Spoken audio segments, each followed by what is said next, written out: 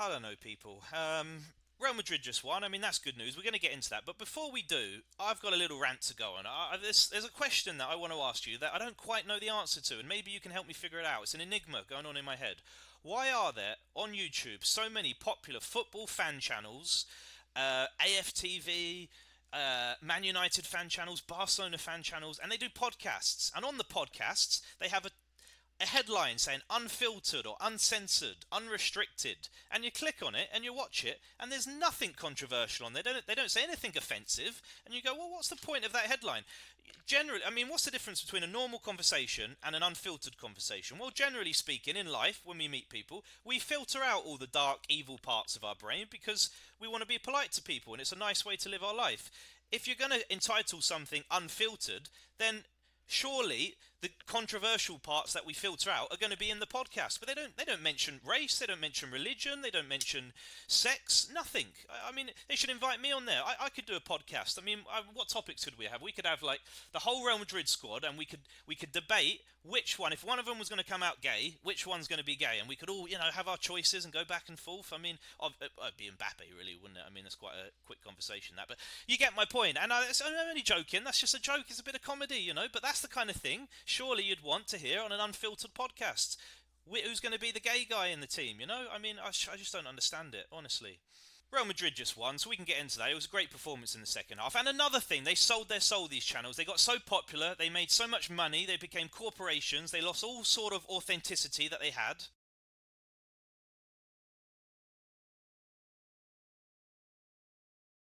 It's all humour. It's all humour. Oh, come on. I mean, that's what this channel's all. I don't take it seriously. It's just a football channel. We just smashed Juventus. We dominated them. We didn't. Well, we didn't really, did we? The first half actually was quite even, to be fair. Juventus played pretty well. They were a little bit too defensive, I thought. But I mean, damn, have Juve fallen off? I mean, it wasn't that long ago. They had Tevez, they had Pogba, they had Pirlo, they had another Italian midfielder that I forget who was pretty good. Begins with M, I think. I mean, what's happened to Juventus? Honestly, I don't know. A lot of mismanagement, I guess, going on there. But Madrid, I mean, what a great performance in that second half. I thought the first half we looked a bit slow, and I think so far under Xavi's reign, he's followed the Carlo route of only really being able to play well for 45 minutes. But I'm not going to criticise Xavi for that because he's only just had the team. But we don't seem to still dominate 90 minutes yet. We traditionally under Carlo we had a terrible first half and we'd come out the second half and play very well.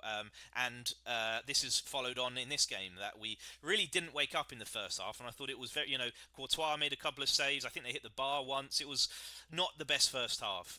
But the second half we completely came out and dominated it. Some fantastic performances. Fede Valverde, I mean, has he got a battery shoved up his arse? I mean, he was everywhere. He was all over the pitch. He didn't stop running that game. Fantastic performance from Fede. I thought Huijsen is... I mean, I think I've mentioned him on every video so far. What a centre-back we've signed. I mean, he tried to volley, like a half volley, I think it was, in the second half from about 35 yards. And it was going in. The goalkeeper had to save it. He is so talented, this kid. I'm so happy we signed him and we didn't get the...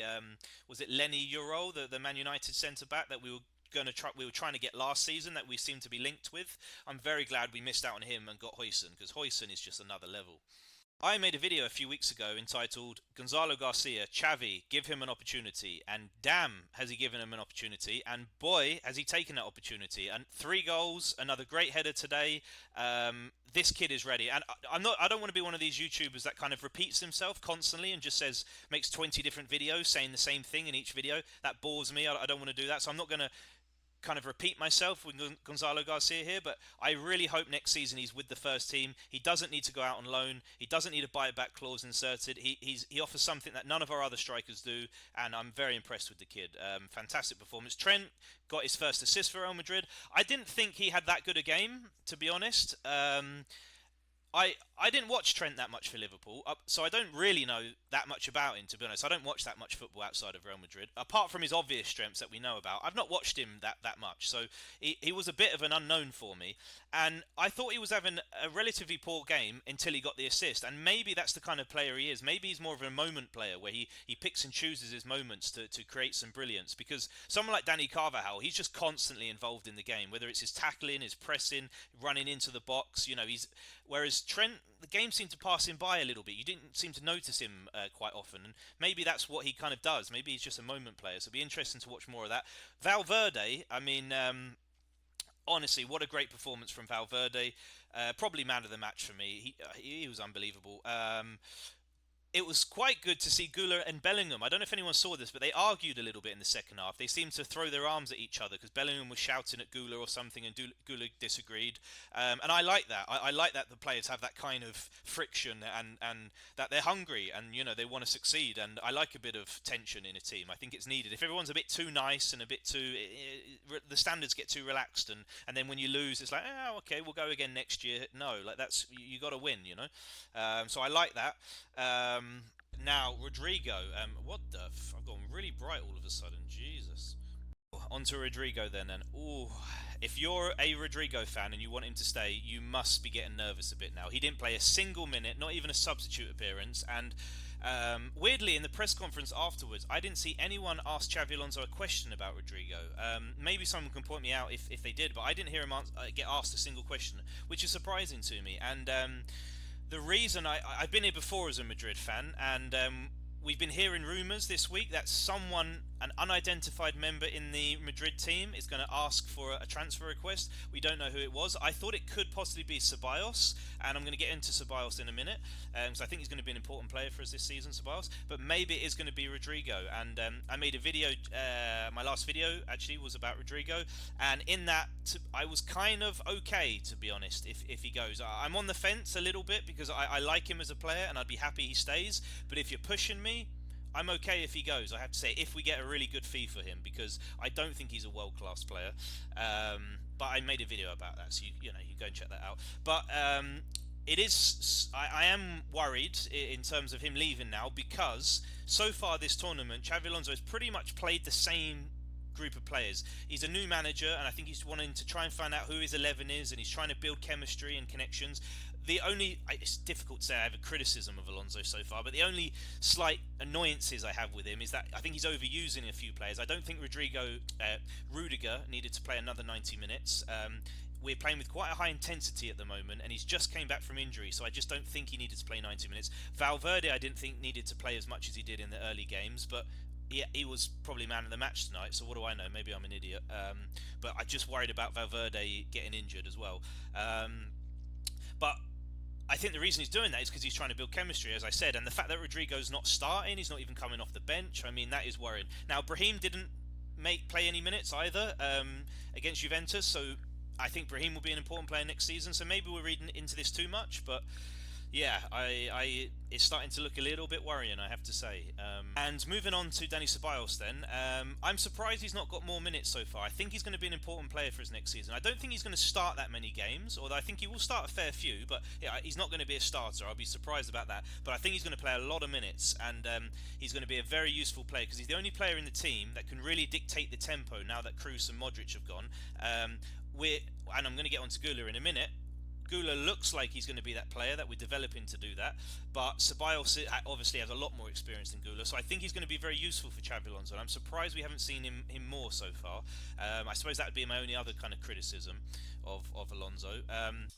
On to Guler now, and what a great performance. I mean, he had the most touches of anyone on the pitch. He had 100 touches of the ball. He ranked second, in both progressive passes and progressive carries. I mean, he's just the engine at the moment of the team, and he's knocking the ball around wherever. I mean, he's starting in that kind of Toni Kroos role now on the left side of the three in the midfield, and he just looks so comfortable. I think we found our new midfielder. Well done, Xabi Alonso. He changed positions a bit more in the second half, because Xavi seems to be switching formations. He kind of starts in a 4-3-3, and in the second half he's been switching to a back five. So it's also really interesting to see that Guler can play in different positions.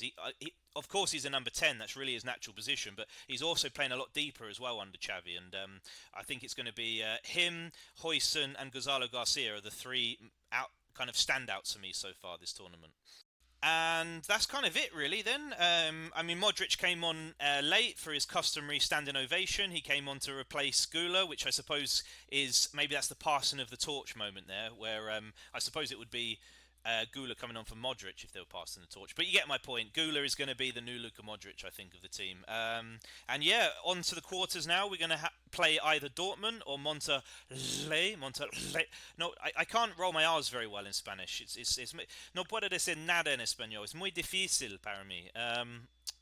Yeah, and I guess that will probably be on Friday or the weekend, so a few days rest. To be honest, part of me is kind of wanting us to get knocked out of this tournament just because I want the players to rest. I just think the players need a break, and I've mentioned this a lot before, but there's no point winning this tournament if we're going to lose 4 players through injury or something. I mean, it's ridiculous how Fede Valverde should be on a beach somewhere. He's played so much football recently, but at the same time, when the games kind of start, obviously you never want your team to lose, so.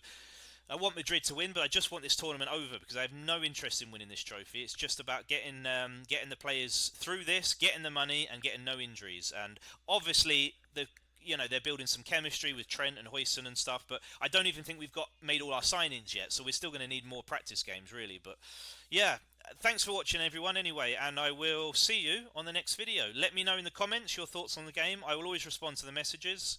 See you on the next one. Hala Madrid.